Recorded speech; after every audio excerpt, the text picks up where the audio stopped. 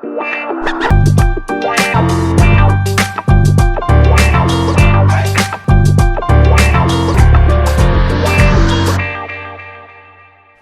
popular parlance, for a man to reach orgasm, then such a man has to ejaculate by bringing forth semen from his phalluses.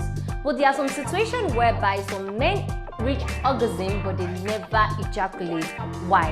And that is why I want to talk about why some men tend to experience orgasm but will never ejaculate, and we call it orgasmic dysfunction. But now I want to explain to you the form it will get, because we need to identify what is dry orgasm as well as what is retrograde ejaculation, because there are two different things, though some people tend to put it as dry orgasm or retrograde ejaculation. That is one. The next thing we'll be doing is I will be talking about why does this happen and possible remedy. Thank you very much for joining the only sexy chick mommy of Lagos on this platform, Blutomia Television, and this is where we'll take you through the best of lifestyle tips. And on the beauty and health segment today, we're about to talk to the men so that they can as well gain their confidence. If you're yet to subscribe to the channel, please do that right now and make sure you're following every of our social media platforms. Thank you.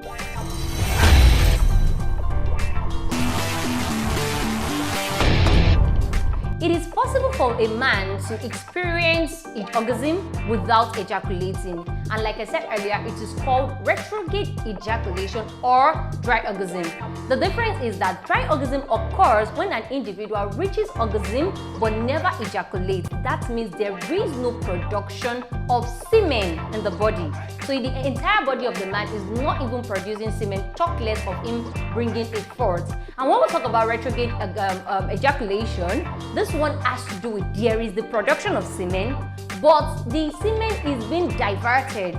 Instead of it to be transported, to the penis for you to bring it out, then it is finding its way back into the bladder.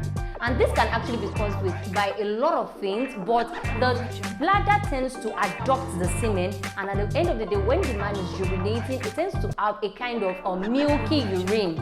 So that shows that the semen that is supposed to be produced during the whole activity has traveled back into the bladder only to produce it as a urine.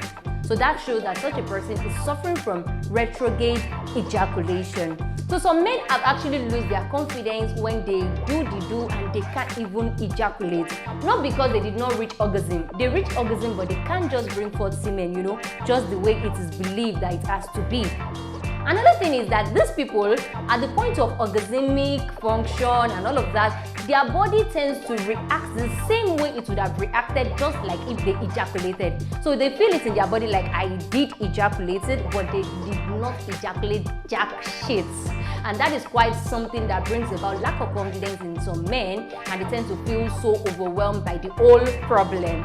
So now, why do some men even reach orgasm and they don't ejaculate? The first thing can be use of medication.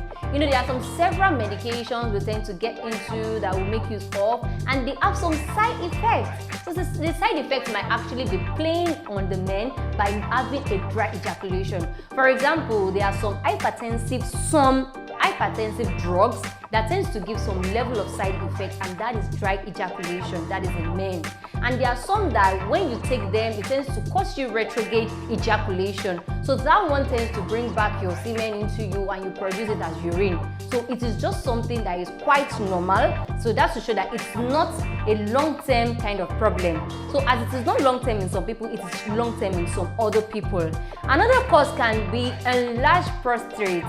Some people have a very enlarged prostate, and for that reason, they tend to suffer from dry ejaculation. They can't even produce semen. And some, their own is retrograde ejaculation. So whichever one, just for you to understand the fact that there are some underlying conditions in our body system that can cause you to have some level of sexual dysfunction, orgasmic dysfunction.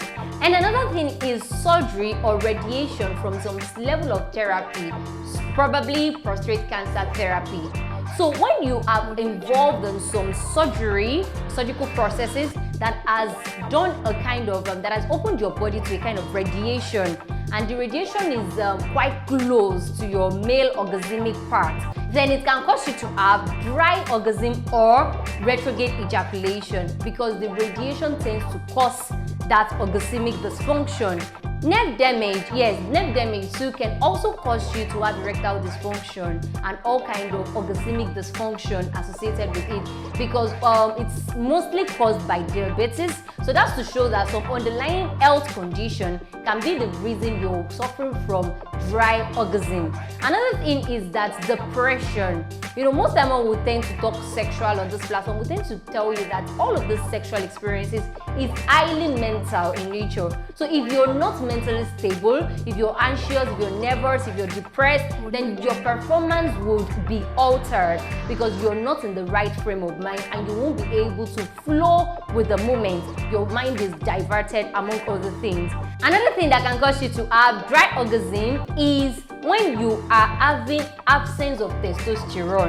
When we talk about testosterone, it is seen as a sexual hormone for a masculine gender, just as the female gender has progesterone. So if you don't have enough testosterone in your body system, then you might be having difficulty to get to ejaculation. You can orgasm so well, but you might have dry orgasm or you tend to have erectile dysfunction.